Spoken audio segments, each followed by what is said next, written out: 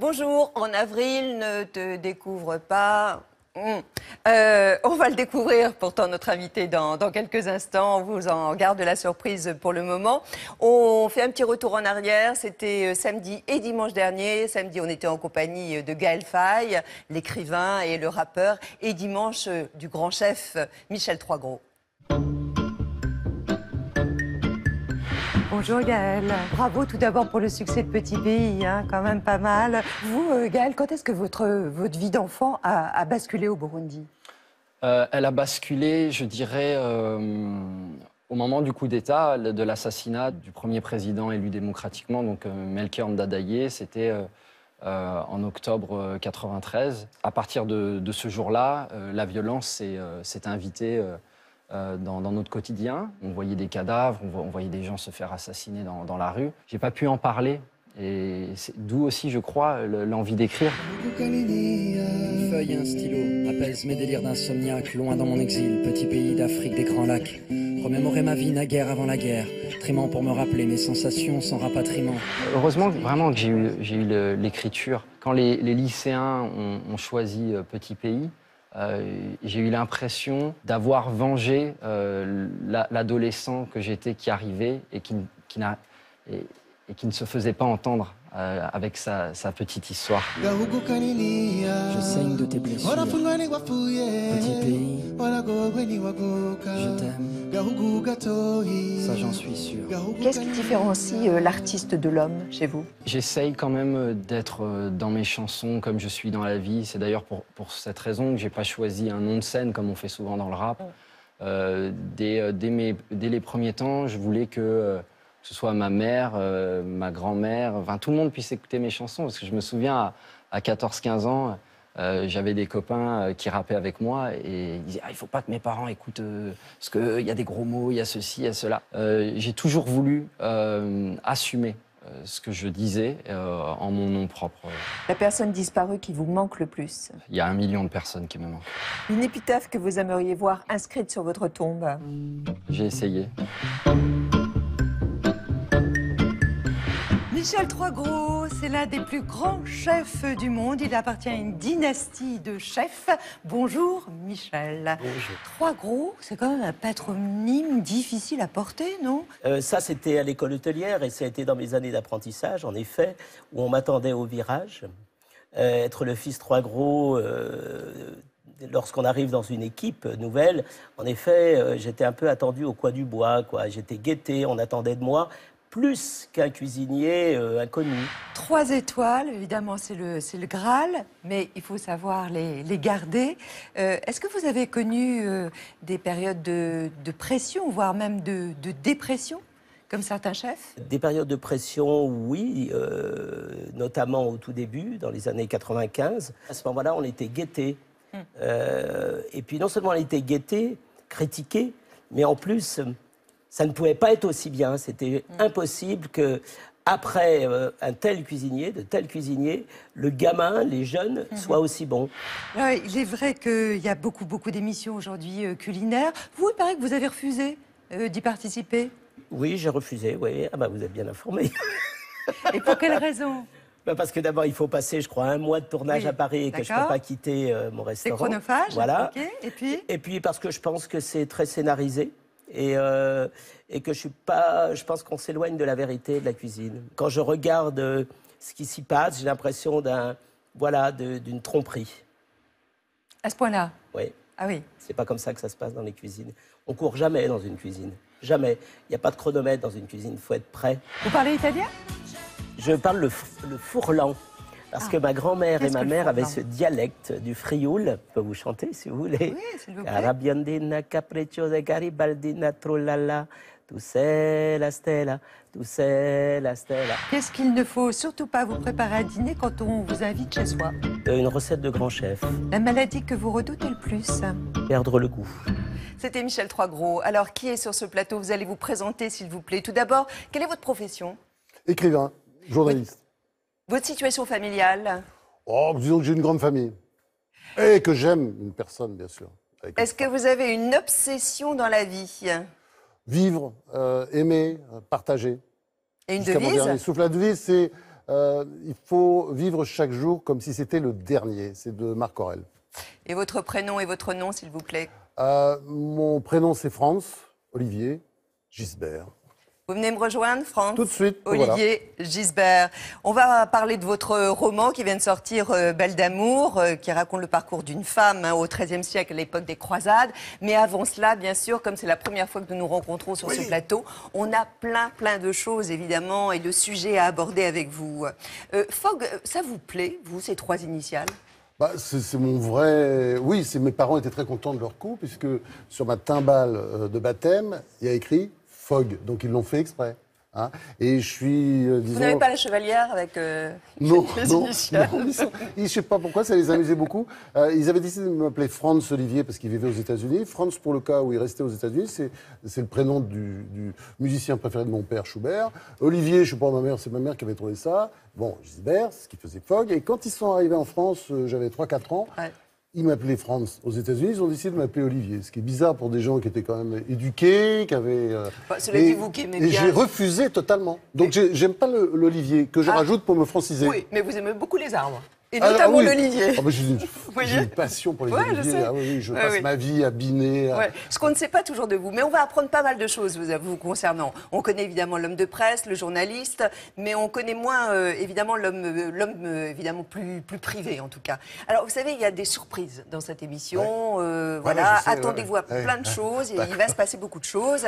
Et notamment, les téléspectateurs qui sont avec nous savent de quoi il s'agit et de qui surtout il s'agit. Il y a une personne qui va venir nous rejoindre dans l'émission, que vous appréciez beaucoup. Il est là, c'est un homme, je vous en dis pas plus et je le remercie en tout cas dès à présent d'être là pour vous faire plaisir et pour nous faire plaisir. Allez, on referme la parenthèse. Vous disiez 3 ans passés aux États-Unis parce que votre père était américain, votre mère, elle est française. Oui, je suis un résultat du débarquement, hein, voilà. Made in Normandie. Voilà. Comment ils se sont rencontrés tous les deux? Alors, mon père était un soldat américain qui avait eu... Enfin, ça avait été très dur puisqu'il était dans la première vague du débarquement le 6 juin 1944. Donc, il était couvert de décorations. Puis, c'est pas qu'il lui avait donné une planque, mais c'est plus un boulot de représentation après. Mais ils se sont rencontrés en France? Ils se sont rencontrés en France. C'est-à-dire, ma mère avait résisté elle-même, enfin, elle était très jeune, et était fille d'un résistant qui avait accueilli les soldats américains, qui avait fait un bal, en fait. Et ils se sont rencontrés au bal. Ouais, prof de philo, votre mère. Prof de philo, très intello. Et mon père lui-même était artiste peintre, mais très littéraire aussi. Il se passionnait pour les livres. Il lisait beaucoup de romans, contrairement à ma mère. Vous dites en fait que la première catastrophe dans le couple, ça a été de vous concevoir. Oui. Vous avez été une erreur. J'étais une erreur, c'est-à-dire qu'ils ne me voulaient pas. Je suis né avec la méthode Ogino et puis en plus une capote. Vous voyez, c'est ce que. Donc ils n'auraient peut-être pas vécu ensemble si votre mère ne s'était pas retrouvée enceinte. Non, parce qu'en fait, d'abord ils étaient mariés et puis ils avaient décidé de passer de vivre ensemble parce que c'est amusant. Mon père était très vite s'est révélé quelqu'un d'extrêmement ténébreux, colérique et violent, et ma mère est restée parce qu'elle pensait qu'elle changerait. Et elle a changé. Une fratrie de 5 enfants, donc 3 garçons, 2 filles. En tant qu'aîné, est-ce que vous ressentiez avoir des responsabilités particulières? Ah oui, bien sûr. Ah ouais? Ah oui, bien sûr. D'ailleurs, les rapports entre ma mère et mon père étaient tellement compliqués quand j'étais jeune. Très vite, je me comportais un peu comme le mari, comme ce qui arrive. J'avais, je sais pas, 6, 7 ans, vous voyez. J'étais le mari de ma mère et je partageais tout avec ma mère. On avait une relation assez fusionnelle. Et même jaloux? Ça irait jusque-là? Pas les trop, autres hommes? Mais au début, oui. Puis après, ça s'est arrangé, disons, quand la puberté est arrivée. Mais c'est vrai qu'au début, j'avais un petit côté comme ça. Vous voyez, fusionnel. Ouais, très fusionnel. Mais il y avait ma sœur aussi qui s'est ajoutée. J'ai une sœur, on est très très proches aussi, parce qu'elle a pratiquement le même âge que moi. Je ne sais pas comment ils ont fait, mais enfin, c'est vraiment 2 coups sur coup. Et donc, tout ça faisait quelque chose d'un peu étrange. Et vous dites tout de même que votre père vous a volé votre enfance? Oui, il l'a volé à cause de la violence. Et moi, j'ai eu quelqu'un qui supporte pas du tout la violence. Et mon père, enfin, c'était juste incroyable, la violence qu'il mettait dans la maison quand il rentrait. Mais ça, c'était au début, bien entendu. Tout ça, c'est atténué avec le temps. Contre votre mère et contre vous-même. Vous Contre le dites moi, dans vos livres, vous le dites. Mais contre moi, ça a toujours été différent parce que, d'une certaine manière, comment dire, je le cherchais tout le temps. Hein, puisque j'essayais de venger ma mère. Les problèmes, c'était entre ma mère et lui au début. Et puis, comme souvent dans les couples... Elle se rebiffait ou pas? Bien sûr. Ah oui, ma mère était très féministe. Ah non, c'était pas, elle n'était pas la tête courbée, hein, c'était incroyable. Elle répondait, elle était féministe avant l'heure. Elle m'a inculqué ça d'ailleurs. Moi-même, je suis une féministe, je dis toujours, parce que Simone de Beauvoir, etc. Ma mère était complètement là-dedans. Elle a jamais pensé à partir? Bien sûr, je me souviens en avoir parlé plusieurs fois avec elle. Je l'encourageais, bien entendu. Je rêvais de me retrouver avec ma maman pour moi tout seul, mais à l'époque, je sais pas, j'avais 7-8 ans. Et puis, puis très vite, il est apparu que la violence de mon père baissait peu à peu en intensité. Avec moi, elle est restée jusque tard. Hein. J'ai pris ma dernière raclée à 19 ans. Et je me dis toujours, est-ce que je lui réponds, est-ce que je lui réponds pas? Vous dites d'ailleurs que vous lui avez jamais pardonné. Oui, jusqu'à sa mort. C'est-à-dire, d'ailleurs, j'ai écrit... Et que vous le regrettez. Bien sûr, j'ai écrit un livre américain que les critiques n'ont pas toujours bien lu, parce que, au fait, au départ, c'est mon père le salaud, et à la fin, c'est moi le salaud, parce que je ne lui ai pas pardonné. Et c'est vrai qu'à la mort de mon père, je me souviens avoir pleuré peut-être 3-4 jours d'affilée. J'étais le plus malheureux des hommes, parce que j'avais 30 ans à l'époque, et je ne lui avais jamais pardonné, jamais parlé. Il avait tendu la main tout le temps à la fin pour essayer de rattraper les choses, Il y avait bien des bonnes entendu. raisons, pourtant. Écoutez, il y avait des bonnes raisons, mais il n'y a aucune raison de ne pas pardonner. On pardonne à tout le monde, sauf à ses parents. Pourquoi on ne pardonne pas à ses parents? Est-ce que vous avez été rebelle face à eux? C'est-à-dire, eux, ils avaient des idées politiques, et ils étaient plutôt à gauche, des intellectuels. Est-ce que vous vous êtes rebellé? Vous avez pris le contre-pied même de votre éducation? Un peu systématiquement, oui, parce que ma mère était très catholique, mon père était très laïque, ce qu'on appelle laïcard, vous voyez, dans le sens très militant. Évidemment, j'étais du côté de ma mère, donc hyper catholique. Et puis surtout, le pire, mon père était, je reviens, une sorte de trotskiste pour l'économie de marché, enfin, avec une espèce de plein de contradictions, très anticommuniste, etc. Et il était, par exemple, pour l'indépendance de l'Algérie. Paf, immédiatement, je suis Algérie française. Et quand j'ai dit ça, que je vais devenir journaliste, mon père c'était affreux, et je me souviens avoir fait venir le rédacteur en chef de Paris-Normandie qui me poussait à faire le centre de formation des journalistes. Et mon père, mais c'était la plus mauvaise soirée de sa vie, et j'étais très heureux, évidemment, parce que... Et mon père, pour lui, la profession de journaliste, c'était une profession de lèche-cul. Vous savez, c'était l'époque où les journalistes applaudissaient le général de Gaulle dans les conférences de presse. C'était pour lui aussi une profession d'aigri, parce que mon père avait vécu longtemps à Chicago dans un milieu très intellectuel, avec mon grand-père qui était professeur d'art à l'Art Institute. Donc il était là-dedans, et pour lui, les journalistes, c'était le symbole même de l'incarnation de l'aigreur et de la haine. La suite, elle nous est racontée à travers les unes du Point, mais du temps où vous en étiez le directeur, par Laurence Boulet. Pour décrypter le phénomène Fogg et essayer de sortir du brouillard, nous avons détourné quelques-unes de vos fameuses unes du Point. Pépère Fogg est-il à la hauteur? Il est en tout cas le seul à avoir dirigé successivement 3 organes de presse majeurs, le Nouvel Obs, le Figaro, le Point, passant ainsi de la gauche à la droite pour finir au centre droit, sans état d'âme. Je me suis jamais senti coupable, effectivement, d'être ambitieux. Avant de devenir un grand patron de presse, il signe déjà à 20 ans des papiers dans la page littéraire du Paris-Normandie. Une belle ascension. Le cauchemar de Fogg. Ne pas être considéré comme un grand écrivain. Il faut dire qu'il place la barre haut. Son modèle, c'est Julien Green, qu'il a d'ailleurs connu. Plusieurs fois primé en tant que romancier, il est aussi essayiste et c'est avec ses biographies de président qu'il se fait remarquer. Vous savez, je crois que Mitterrand est quelqu'un de très difficile à définir et je ne pense pas y être réussi après 336 pages. Fini de rire. Pas encore. Il a toujours adoré s'amuser sur les plateaux de télé. Omniprésent sur le petit écran, il aime passer des émissions culturelles. Nous allons maintenant essayer de réfléchir ensemble sans se la péter. Au magazine politique. J'ai l'impression que simplement que le naturel est revenu au galop. Et ceux qui rigolent moins, ce sont ses interlocuteurs. Vous êtes l'homme politique le plus impopulaire derrière Jean-Marie Le Pen qui a pris sa retraite. C'est ça le style Gisbert. Ça fait longtemps qu'on n'a pas entendu autant de conneries dans une campagne. Oui, Incisif et sans retenue. Et plus le temps passe, plus Fogg est cash. J'ai toujours été désinhibé, mais je me cache moi. Pour continuer à rire, Fogg participe aux grosses têtes. C'est Clémenceau qui disait « Quand j'aurai un pied dans la tombe, j'aurai l'autre dans le cul de ce malotru ». Bon, allez, on arrête avec les bêtises et on revient à l'essentiel, l'écriture et la nature. C'est près de ces oliviers qu'il aime passer du temps et travailler. Mais impossible pour lui de quitter les plateaux de télé. La preuve, c'est aujourd'hui notre invité. Merci Laurence. Regardez cette photo, vous êtes très jeune. Qu'est-ce que vous diriez à ce jeune homme qui débute dans le métier? Travail, c'est ce que j'ai toujours fait d'ailleurs. Je ne crois qu'au travail. Il y a une phrase de Mitterrand qui me court toujours en tête, c'est génie. Bon, il y en a 1 ou 2 par siècle.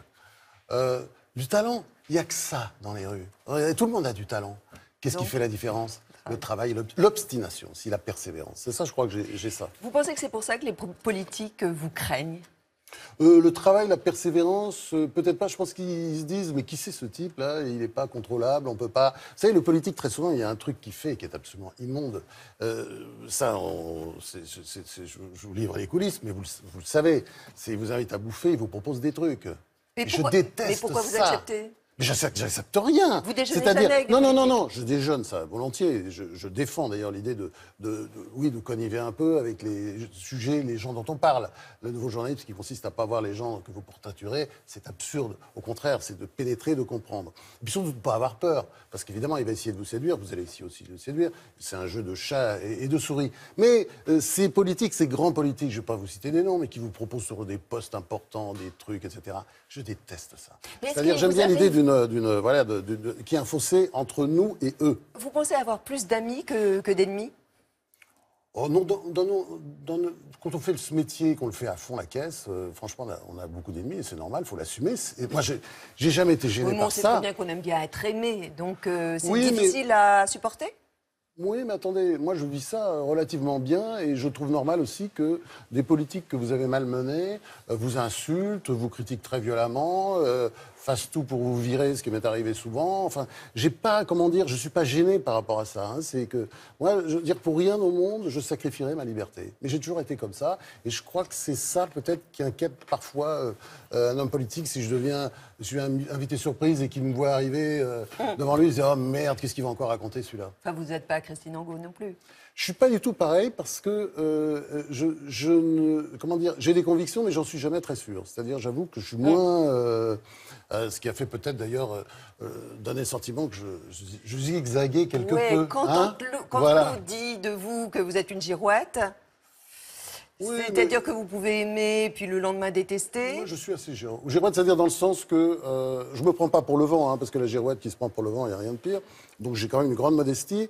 Mais je vais citer Jean Daniel qui me disait toujours, il m'a appris d'ailleurs, il faut savoir changer d'avis. Et par définition, ça c'est l'attitude de la girouette. Mais ça signifie qu'on Est-ce n'a que- pas de conviction, qu'on n'a Bien pas de sûr colonne qu'on a des vertébrale. convictions, Mais, et la attendez, colonne non, vertébrale? Bah non, bien entendu, vous posez la question, vous connaissez la réponse. Évidemment que j'ai une colonne vertébrale, j'ai des convictions fortes. Mais enfin, en même temps, ça rentre pas dans les détails. Et c'est vrai que ça peut m'arriver sur une situation donnée, sur une situation politique, de dire en 5 minutes l'inverse, parce que j'aurai une information qui contredisait la précédente. Et c'est pour ça que le journaliste, s'il fait bien son métier, ce qui n'est pas toujours le cas, hélas, il doit surtout être humble et modeste, parce que, comment dire, la vérité change de face. Et quand vous passez du Nouvel Obs au Figaro, au Point, ça, on vous en a voulu, on a vu ça un peu comme une trahison. Vous êtes quand même droitisé avec le temps? Droitisé, vous savez, j'ai pas vraiment changé. Quand j'étais au Nouvel Observateur, enfin, on fait souvent on compare les journaux à des, vous voyez, des cathédrales ou des partis politiques. Le Nouvel Observateur, il y avait des tas de gens, y compris dans la hiérarchie, qui votaient à droite. Pierre Brisson, le patron du Figaro, qui est le grand homme du Figaro, qui a tenu le Figaro pendant si longtemps et très haut, c'est quelqu'un qui votait tranquillement socialiste à chaque élection. Il était pourtant à la tête d'un journal conservateur. Donc il faut bien voir, quand on est à la tête d'un journal, on respecte le lecteur, on fait le journal pour les lecteurs, et bien entendu, ses convictions, comment dire, on n'a pas toujours les mêmes convictions que les lecteurs, donc de temps en temps, on se met légèrement en retrait, légèrement. Quand vous quittez le Point, donc en 2014, comme directeur, vous êtes toujours éditorialiste, vous expliquez, je n'étais plus l'homme de la situation. On vous l'a fait sentir?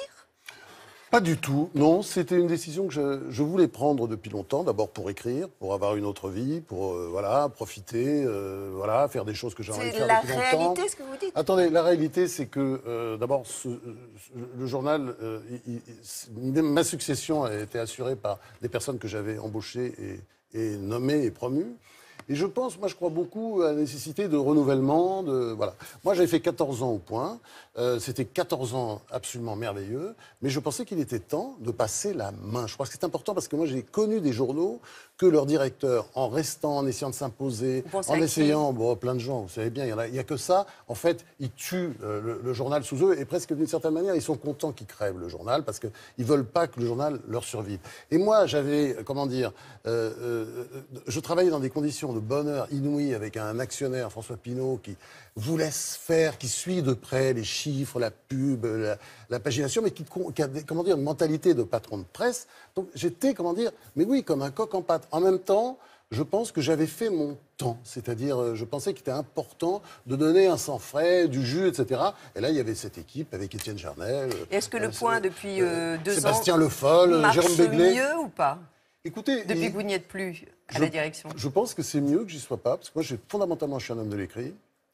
la nouvelle équipe, ce sont des gens d'écrit aussi. Enfin, la nouvelle était là avant, hein, et puis elle a été formée. Mais c'est que moi, j'étais... Enfin, comment dire? Je passais tellement de temps sur la une. J'adorais, c'était très important. Vous avez vu ces unes, elles sont rigolotes et je me marrais Elles déjà. sont violentes, elles sont agressives. Hein. Violentes et agressives, oui, c'est clair. Parfois trop, puis après on peut regretter. Ça, vous disiez regret, oui, bien sûr, on dit, oh, putain, Il y en a une notamment. qu'est-ce que j'ai mis? Une que vous regrettez? Non, vraiment sur les politiques, vraiment, j'étais très loin parfois. Ah, vous avez balancé. Un paquet, ouais. Bon, regretter, non. Ce qu'on regrette, vous savez, c'est souvent c'est le papier très violent sur quelqu'un dont il s'avère que tout est faux, quoi. Et après, le procès qu'on va perdre. Et on est content de le perdre. En tant que directeur de la publication. Jeter l'opprobre. Ouais, et en tant que directeur de la publication, on se dit, j'en ai pris plein la gueule. Le procès a été affreux. J'ai été condamné, parce qu'on est condamné, hein, pour diffamation. Et de temps en temps, ça m'arrive de me dire, bien fait. C'était pour qui, notamment? Je ne veux pas citer, ce sont des journalistes qui sont en question, et moi-même, qui avaient lu les papiers, qui avaient laissé passer, hein, des choses comme ça que j'aurais pas dû laisser passer. Mais ça arrive. Donc, ils n'avaient pas été vérifiés? Ouais, je croyais que c'était vérifié, mais ça ne l'était pas, quoi. Vous voyez, mais ça arrive tout le temps.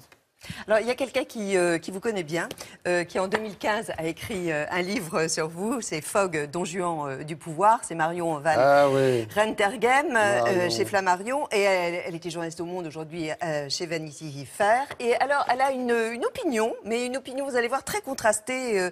Voilà sa réflexion.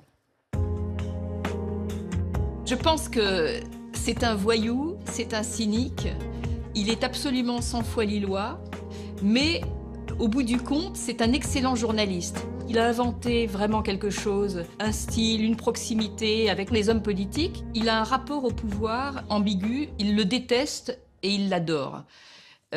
Tout ça vient sans doute, enfin je ne veux pas faire de la psychanalyse de bas étage, mais il avait un père violent, alcoolique, qu'il haïssait et dont il a littéralement souhaité la mort. Il n'y est pas parvenu et disons qu'il a transposé ce meurtre raté sur des meurtres réussis en la personne des politiques qui représentaient une forme de pouvoir paternel, d'autorité.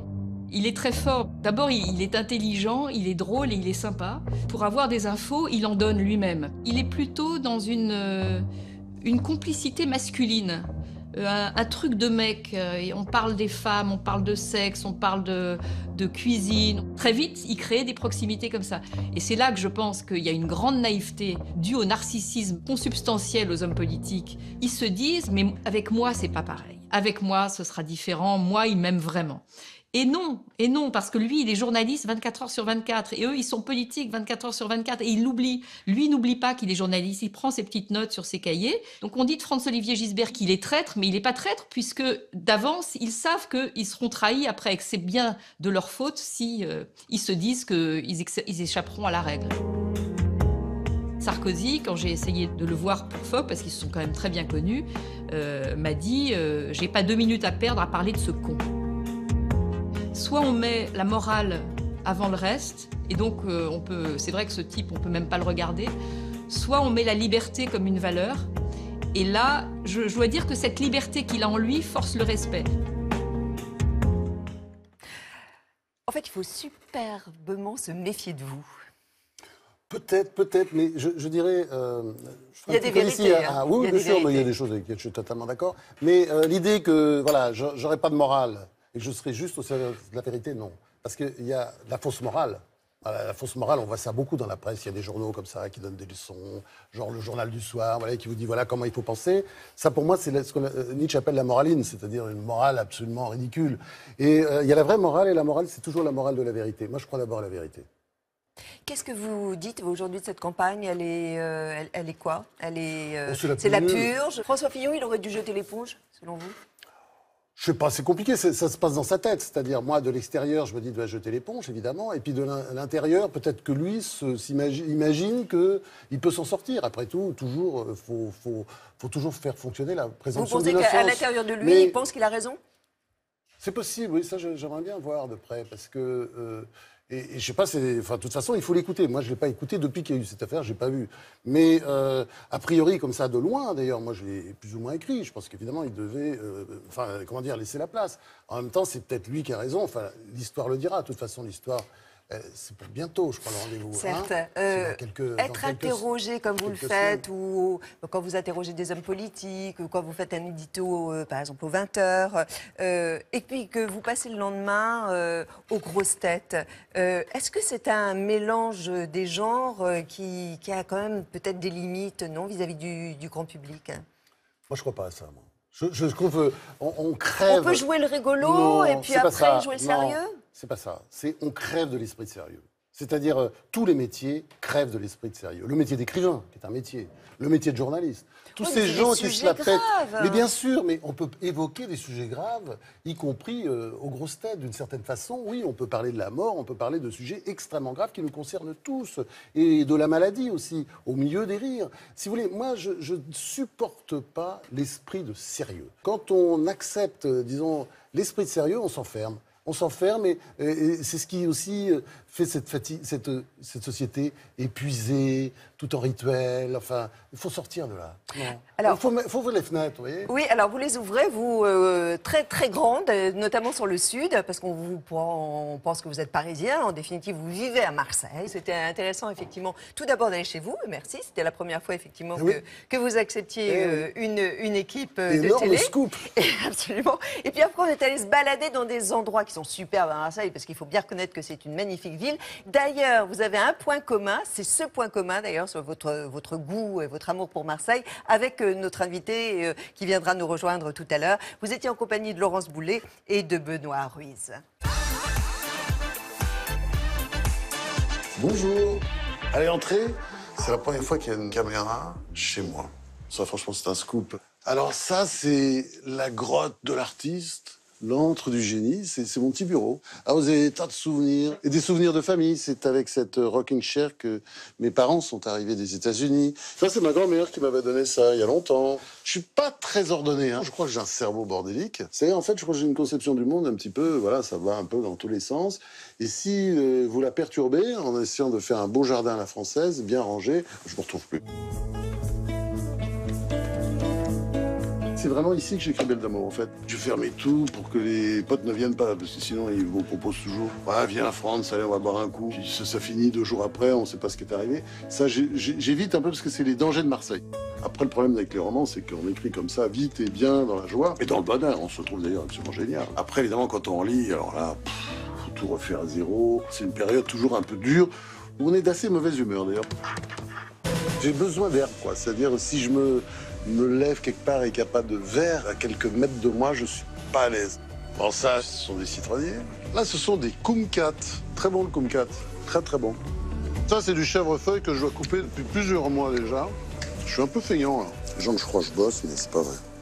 J'adore jardiner, mais ça, je tiens ça de ma mère.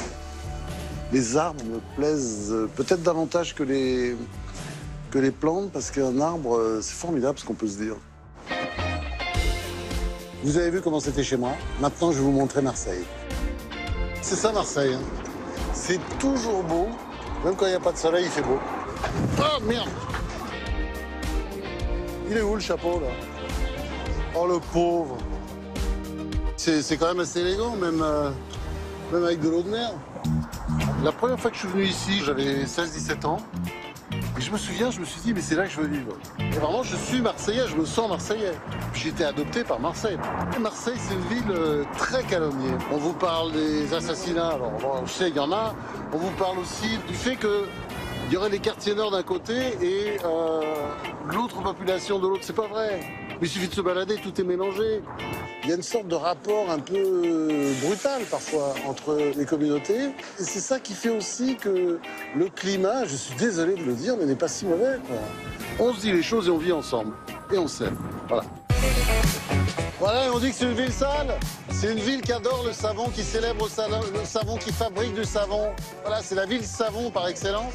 Et on nous dit à Paris qu'elle est sale. Non mais franchement... C'est vrai que le Mucem, c'était un moment extrêmement important. C'est quand même un musée qui est à tomber, quoi. Enfin, extérieurement, en tout cas, moi, je suis complètement baba. C'est vraiment une grande pièce d'architecture. C'est un lieu de promenade absolument incroyable. Le dimanche, les gens, ils viennent là. Et puis après, il faut une pointe jusqu'au dock pour aller manger un coup.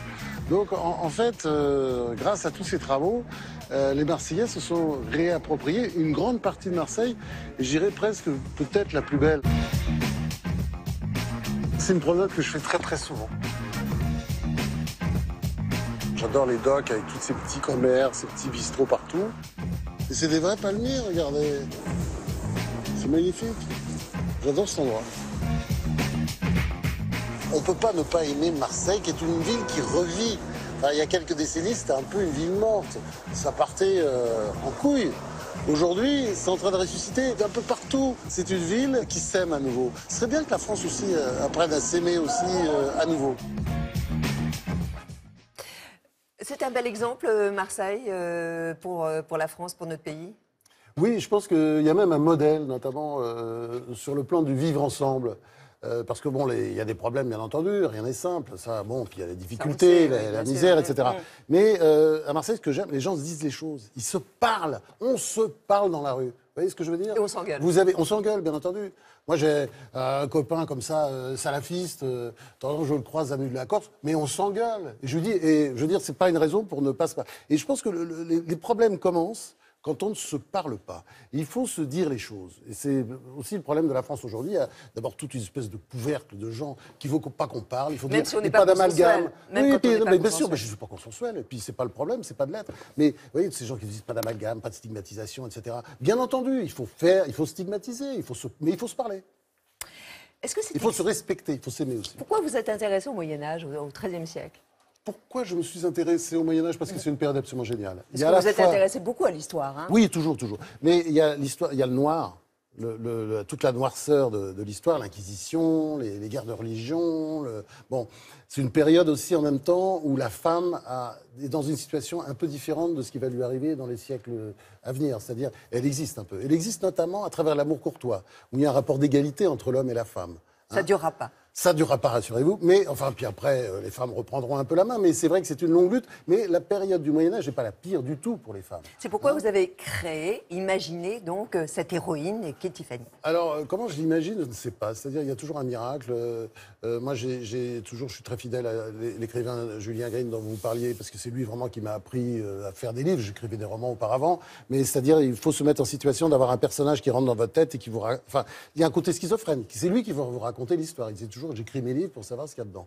Moi, j'écris dans la passion, sous la dictée de cette Tiffany dont je vois le visage. Ouais, mais avec une documentation incroyable. Ah oui, mais ça, c'était avant, c'est après, c'est pendant aussi, parce que merci Google. Mais il y a avant aussi. Moi, quand j'écris des romans historiques, j'ai toujours besoin des livres d'époque. Hein, Seulement Google. Vous n'allez pas dans des bibliothèques, bien sûr. dans des musées. Non, c'est ce que je dis. Moi, j'ai beaucoup de livres anciens. C'est-à-dire, par exemple, ce livre sur le Moyen-Âge, j'ai préparé depuis peut-être 20 ans, puisque j'accumulais des livres anciens sur cette période, autour de ces sujets qui me passionnaient. J'avais notamment le livre dont je me suis servi de François-Michel Michaud sur les croisades, qui est en 7 volumes, paru au début du 19e, qui est un livre incroyable, parce qu'il y a tout, et notamment aussi vu du point de vue des Arabes. Avec un vocabulaire très riche, un vocabulaire très peu connu. Ouais, ça, ah si, parce que, français, alors là, Fouti-Massé. Fouti-Massé. Ah, c'est un petit peu marseillais sur les bords. D'ailleurs, c'est resté un peu à Marseille, ça veut dire fatigué, épuisé, j'adore ce... Alors moi, je ne connaissais pas Obléry. Oui, ben ça, c'est Oblayer, c'est le Donc c'est pâtissier. Oblayerie. Oui, et après, il fait des oblets. Enfin bon, après, tout est décliné. Mais le départ, c'est la pâtisserie, parce que mon héroïne est pâtissière, entre autres, parce qu'elle est également herboriste, spécialiste des plantes médicinales, et puis d'autres choses. Mais elle est l'huile de rein. Alors l'huile de rein, ben, ça c'est le sperme, on appelle ça aussi la sainte crème. Enfin bon, il y a mille mots pour ça. Tous ces mots-là, on les comprend. Mais j'ai quand même pris soin pour le cas où il y a un doute, voilà, de mettre les Alors vous avez pris soin aussi de rompre parfois le récit historique par l'auteur. L'auteur qui vous ressemble pas mal, hein, quand même. Et qui se mêle... c'est ce qu'on dit, mais franchement, il est très trouillard. Comme par hasard, il vient à Marseille. Et puis il habite pratiquement chez moi. Oui, c'est ça, oui. Oui, mais il est trop trouillard. Moi, je ne le vois pas du tout comme ça. Vous voyez, mais alors, il se mêle au récit. Comme ça. Oui, il commente. Oui, il commente, mais je me sens plus proche de Tiffany. De toute façon, moi, je suis toujours pour les femmes, je prends toujours parti pour les femmes. Je dis toujours que je suis une femme, et d'ailleurs, c'est vrai, je suis la reine des confitures, j'aime pas le foot, je pleure au cinéma, sauf l'OM.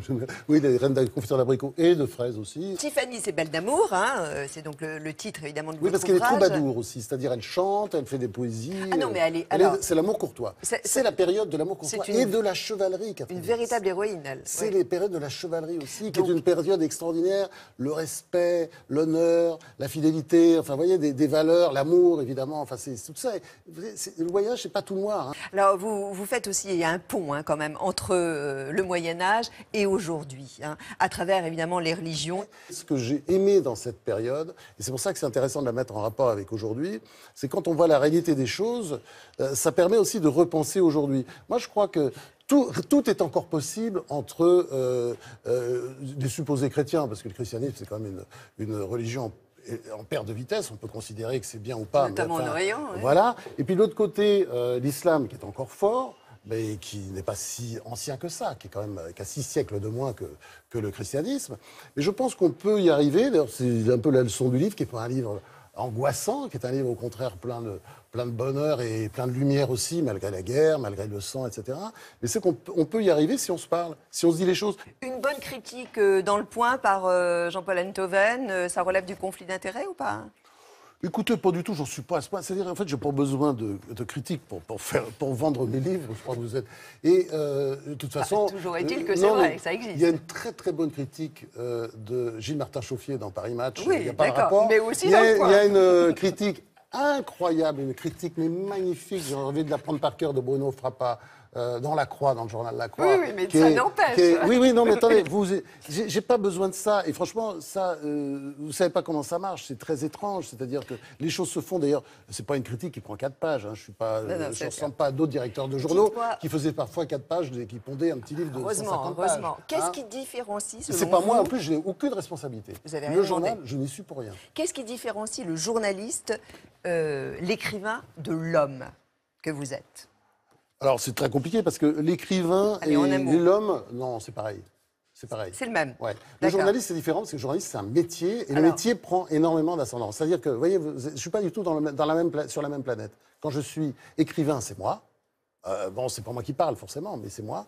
Quand je suis journaliste, je bosse. C'est mon métier et je vais essayer de vous faire, faire sortir quelques informations, hein, parce que c'est ça. Non, j'ai pas besoin. Ah bon on est allé au-devant des informations. On a voulu en savoir un petit peu plus sur vous, sur votre personnalité, sur votre caractère, votre façon aussi de vivre et de réagir. Alors on est allé voir votre femme.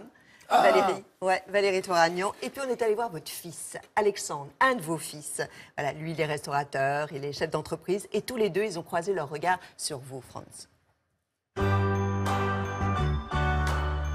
Il correspond pas tellement à l'image que les gens s'en font. On a l'impression que c'est un grand journaliste, parisien, écrivain, mondain. Le vrai Franz, c'est un type qui a été élevé à la ferme, qui est jamais aussi heureux que quand il est dans un jardin. C'est un contemplatif. Il a besoin de nature, il a besoin de retrouver sa nature.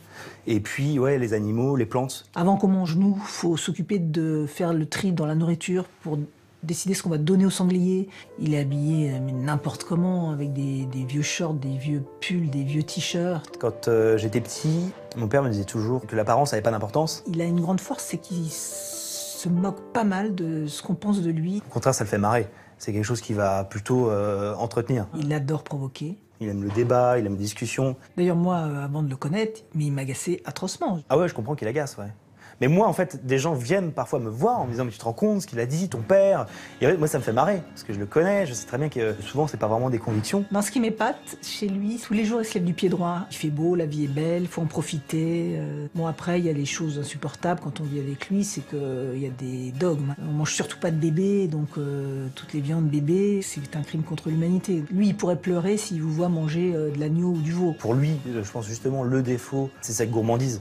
Il aime profiter de la vie et il a une volonté de faire qui fait qu'il arrive à se maîtriser. Ah oui, il fait attention. Donc il mange bien, il boit bien, puis après il dit bon, maintenant j'arrête, maintenant il faut que je fasse attention, il faut que je perde 3 kilos. Mon père est un très bon père, mais à sa façon. Il peut être parfois un père désarçonnant parce qu'il est en même temps proche et aimant, et en même temps, Les enfants, faut que ça vive, faut que ça parte. Je pense que si je l'appelais pas, il m'appellerait pas. Mais c'est une forme d'éducation aussi, pardon, mais... Il faut voir ses enfants vieillir, ses petits-enfants grandir. C'est quelque chose sur lequel il pêche un petit peu. Je pense qu'il y a un petit effort à faire là-dessus. Un peu absent en tant que père? Oui, c'est possible. Ça montre qu'il y a beaucoup d'amour aussi, de sa part comme de ma part d'ailleurs. Mais en même temps, c'est vrai que la vie m'appelle et que j'ai tendance à vivre beaucoup dans le Sud. Et que lui, Alexandre vit à Paris, mais j'ai un fils aussi dans le Sud. Enfin voilà, au bout d'un moment, quand on a un certain nombre d'enfants, ils sont un peu partout. Valérie est directrice donc de la revue des Deux Mondes. Vous êtes montée au créneau pour la soutenir. Elle explique en fait ce qu'elle a vécu, notamment parce qu'il y a une polémique très grande, une controverse très grande, et notamment de la part du Journal du Soir, comme vous dites, c'est-à-dire Le Monde, ouais. Puisque le patron est Marc Ladrette de la Charrière, donc un homme qui est très proche de François Fillon. Et est-ce que c'était nécessaire de répondre aussi donc aux critiques derrière elle? C'est elle la directrice. Écoutez, il y a 2 pages dans Le Monde. C'est quand même 2 pages sur la revue des Deux Mondes qui m'étaient d'ailleurs en grande partie consacrées. J'étais cité un peu partout. Et c'était insultant. Voilà. Et c'est vrai qu'en France, comme la plupart des journaux, on a peur du monde. Il ne faut pas répondre, non, il faut laisser, etc. Moi, je pense qu'il faut répondre parce que ce papier est un papier débile et mensonger. Voilà. Donc, j'ai énuméré les mensonges et je me suis foutu de leur gueule. Avec humour, bien entendu. Mais moi, je me suis Ceux qui ne comprendront pas. Très bien, le féministe, là, il n'a pas besoin de répondre à la place de sa femme. Justement. D'abord, vous avez remarqué, cette réponse dans la revue du Monde, elle est derrière. Oui, heureusement. La patronne, c'est elle. Moi, je travaille de temps en temps à la Revue du Monde quand elle me demande, non payé, c'est totalement bénévole, je ne suis pas payé pour un article quand ma femme est la patronne, c'est absolument impossible. Et vous voyez, je m'énerve là parce que en fait, c'est un truc, ça me rend fou.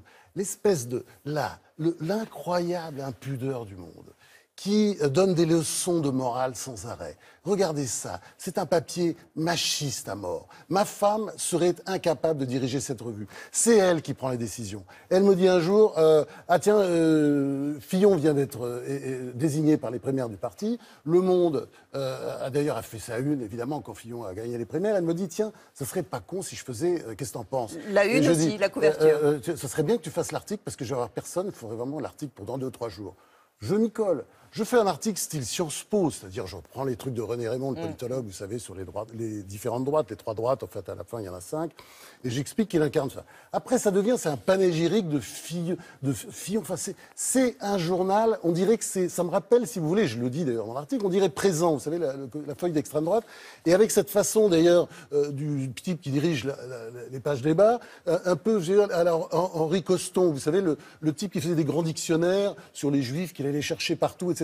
On retrouve cette espèce de mentalité. Vraiment, moi, je ne voyais pas pourquoi je laisserais passer ça. Il y en a marre. Alors, je sais, ils sont forts, soi-disant. Ils vont te détruire. Attention, tout le monde te dit, attention, ils vont te détruire, ils vont te lancer un truc, etc. Mais il y en a marre. À un moment donné, ils doivent arrêter ces gens-là. Elle-même, elle avait déjà tout dit. Hein.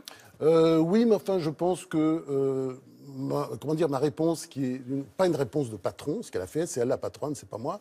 Moi, je fais la réponse de quelqu'un qui a été attaqué et qui répond. Moi, je trouve sain, dans une démocratie, qu'on puisse répondre, y compris un journal qui se la pète comme Le Monde.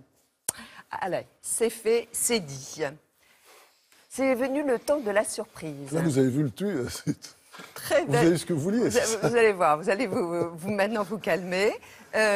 Parce que... Mais là, je suis sincère. C'est-à-dire, il y en a marre, vous voyez. On a bien compris. Hein. Détendez-vous. Mais je suis détendu. Car cette personne est là. Il y a un piano. Il est devant son piano. Et il va vous interpréter pour vous, pour nous, et pour vous, François-Olivier Gisbert, Aline, c'est Christophe. J'avais dessiné sur le sable son doux visage qui me souriait. Puis il a plu sur cette plage, dans cet orage, elle a disparu. J'ai crié, crié, Aline, pour qu'elle revienne. J'ai pleuré, pleuré, oh, j'avais trop de peine.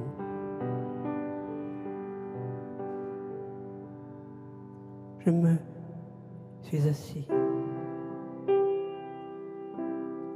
près de son âme, mais la belle dame s'était enfuie. Je l'ai cherchée sans plus y croire, sans un espoir pour me guider. J'ai crié, crié, Aline, pour qu'elle revienne. J'ai pleuré, pleuré, oh, j'avais trop de peine. Je n'ai gardé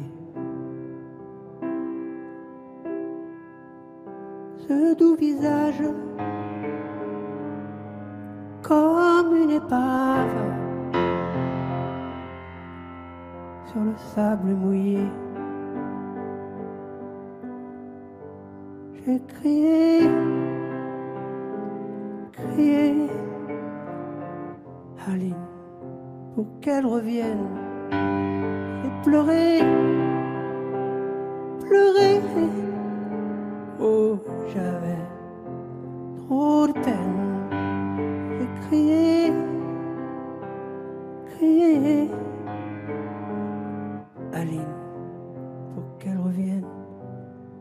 J'ai pleuré, pleuré, oh, j'avais trop de peine.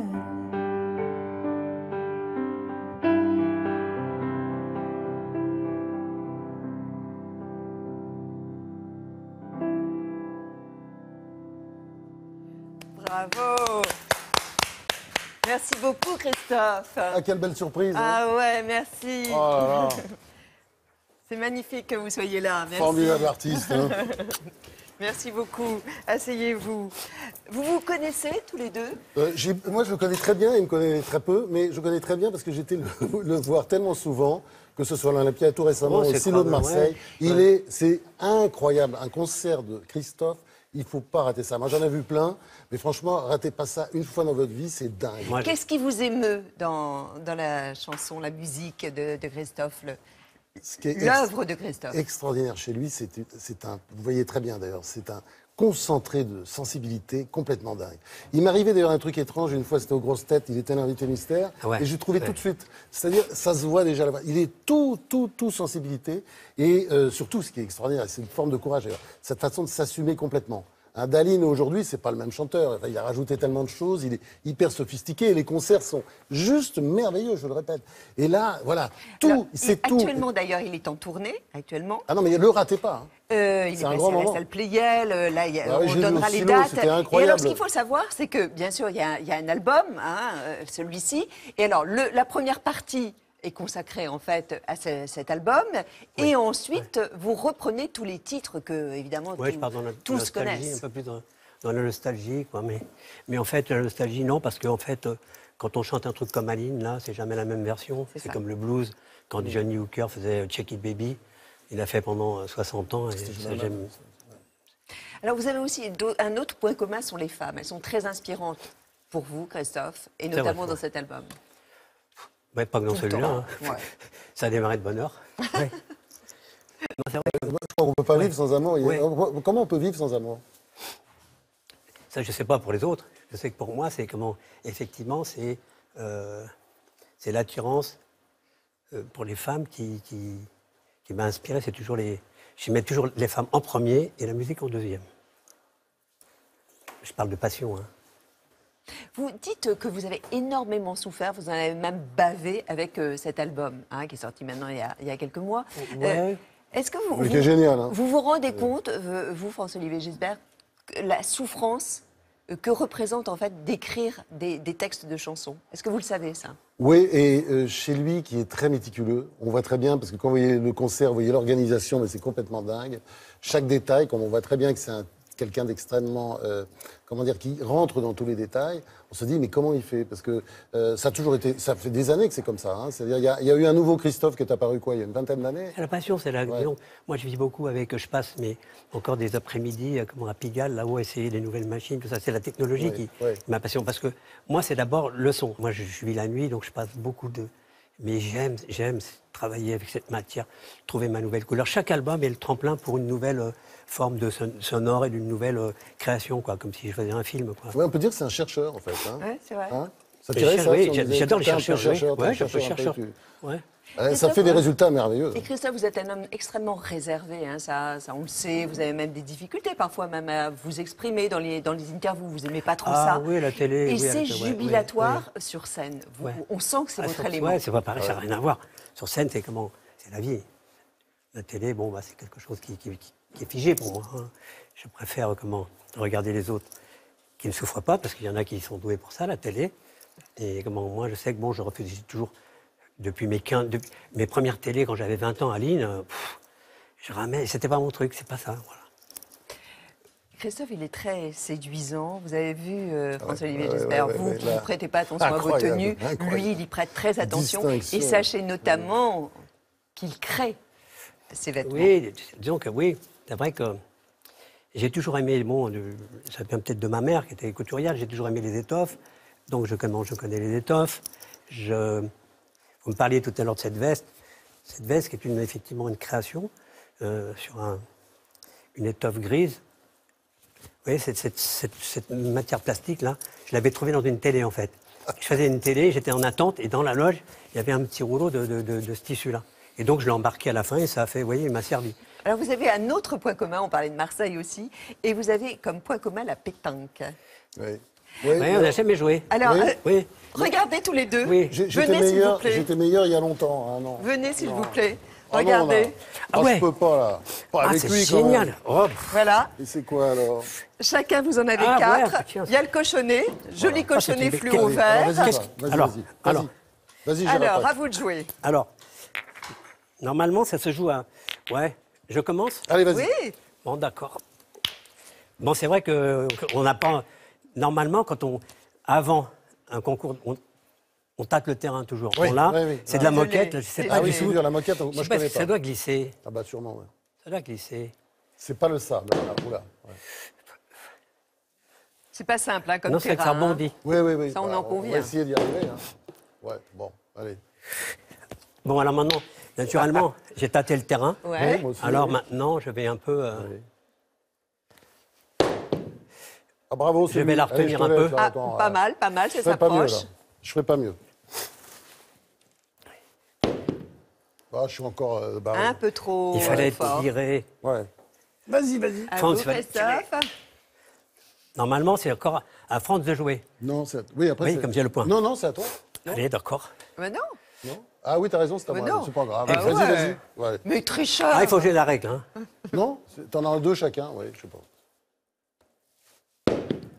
Oh là là, putain, je suis trop loin. Un peu trop fort. Encore. Non, vas-y, allez. Bon. C'est toi qui as gagné, de toute façon. Pas sûr. Oui, c'est lui, il aura les deux, là. Regardez, il a bien fait, là. Et non. Oui. Allez. C'est toi qui as gagné. Pour tirer, c'est difficile. Bien. Là, il ne reste plus qu'une pour Christophe. Je vais essayer de tirer, d'accord? Ah oui. Attention aux caméras. Là-bas. Planquez-vous. Oh bah d'accord. Christophe vainqueur. Ouais, bon. Oui, t'as gagné. Merci beaucoup, Christophe. Je vais emmener au dos à dos François-Olivier Gisbert pour la première fois. C'est une belle expérience. Bon, merci. C'est ce que je préfère. On vous embrasse. Merci. Et merci vraiment d'être venu. France-Olivier Gisbert, vous qui êtes tant inspiré par les femmes, je vais vous demander de répondre comme si vous étiez une femme. Bon, ça va être très facile. Hein. Ah, bah oui, je suis une femme. bon, allons-y alors. Est-ce que vous auriez voulu naître homme? Non.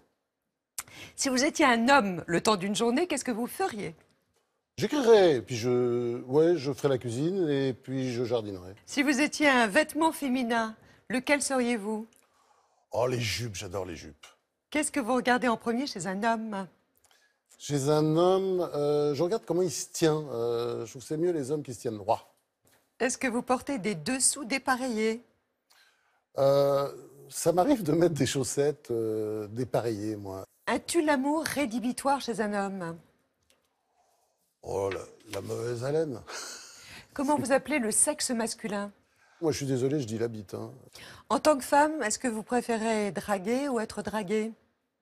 En tant que femme, je préfère être draguée. Je ne suis pas quelqu'un qui drague facilement. Avec quelle femme célèbre vous aimeriez échanger votre vie durant 24 heures? Ça pourrait être une grande actrice. Jennifer Aniston, je ne sais pas, quelqu'un comme ça, oui. Bon, enfin, 24 heures, je crois que j'aurais du mal à suivre. Hein. Ça va être un peu ennuyeux quand même. Qu'est-ce que vous faites face à un homme trop insistant? Bah, je me barre, ça je supporte pas. Si vous étiez inscrite sur un site de rencontre, comment vous vous décririez? Folle. Ouais, je crois que je suis vraiment folle, complètement allumée, passionnée. Bah, vous avez vu, de temps en temps, je m'allume comme ça, c'est facile. Vous appuyez sur le bouton, ça part en vrille. Oui, oui, folle. Quelle est la chanson qui vous rend joyeuse? Ma chanson préférée, je crois que c'est quand même ces derniers temps, hein, ça ne va pas durer forcément longtemps, mais c'est Love on the Brain de Rihanna. On le savait. On l'écoute. C'est hallucinant cette chanson.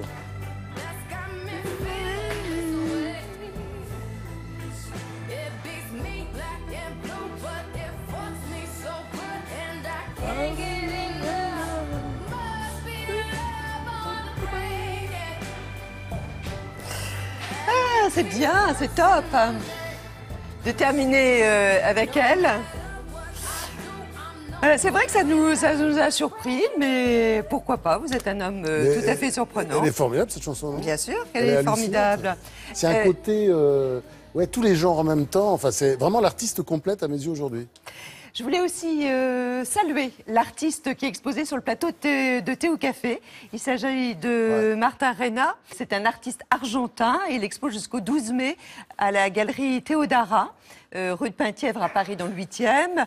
Il peint à l'encre et à l'eau. Il répand l'encre comme ça sur la surface du papier brossé d'eau pour que la peinture se répande sous forme de coulure. Son nom, Martin Reyna. Merci beaucoup. Merci à vous. Alors, il est vrai que vous êtes connu pour faire des dédicaces dithyrambiques. Alors, vous appelez tout le monde mon frère, amitié, amitié, c'est normal. définitive. Oui, quand j'aime les gens, oui, c'est vrai, je le dis, mais j'aime pas quand même. Vous le dites pas à tout le monde, rassurez-moi. Je le dis pas à tout le monde, bien entendu. Mais j'aime bien, oui. C'est un peu comme des petites lettres d'amour. Un livre, c'est quoi? C'est une bouteille à la mer que vous envoyez, et puis il sera lu ou il sera pas lu. Et la petite dédicace, c'est une façon de dire je t'aime. Je le dis de manière un peu différente. Souvent, je fais un soleil parce que c'est des livres comme Belle d'amour. C'est des livres qui essayent d'apporter aussi de la bonne humeur, du positif, vous voyez, un peu. Et on en a bien besoin. Oui. Belle d'amour, c'est chez Gallimard. Merci beaucoup. Il y a aussi ce livre, je le dis rapidement, voilà. Là, c'est davantage sur la politique, hein, bien sûr, le théâtre des incapables. Donc, François-Olivier Gisbert, et c'est chez, dites-moi. Ah bah chez Albin Michel, voilà, au moins vous avez deux maisons d'édition. Merci beaucoup d'avoir passé ce moment avec nous. La semaine prochaine, ce sera Patrick Pelloux qui sera avec nous, l'urgentiste. On reviendra évidemment aussi sur son livre là, qui vient d'être publié. Il évoque évidemment le traumatisme des attentats. Et puis Jean-Christophe Ruffin, merveilleux, immortel, aussi médecin également, et très très bel écrivain. Voilà, donc belle programmation aussi pour la semaine prochaine sur le plateau de Thé au Café. Portez-vous bien, l'émission consacrée à François-Olivier Gisbert. Vous pouvez la revoir bien sûr pendant une semaine sur plus.fr, aussi sur notre site. Alors là, tout du long, hein, pendant même de nombreuses années, puis sur notre chaîne aussi YouTube. YouTube. Portez-vous bien, merci de votre confiance, de votre fidélité et à demain pour un nouveau Thé au Café, 7h. Au revoir, merci. Et avec François-Olivier Gesbert, on va faire un petit selfie, comme ça vous pouvez le retrouver aussi à la fin de l'émission, mais aussi sur Facebook, hein, parce qu'on poste beaucoup de choses. Au revoir, merci.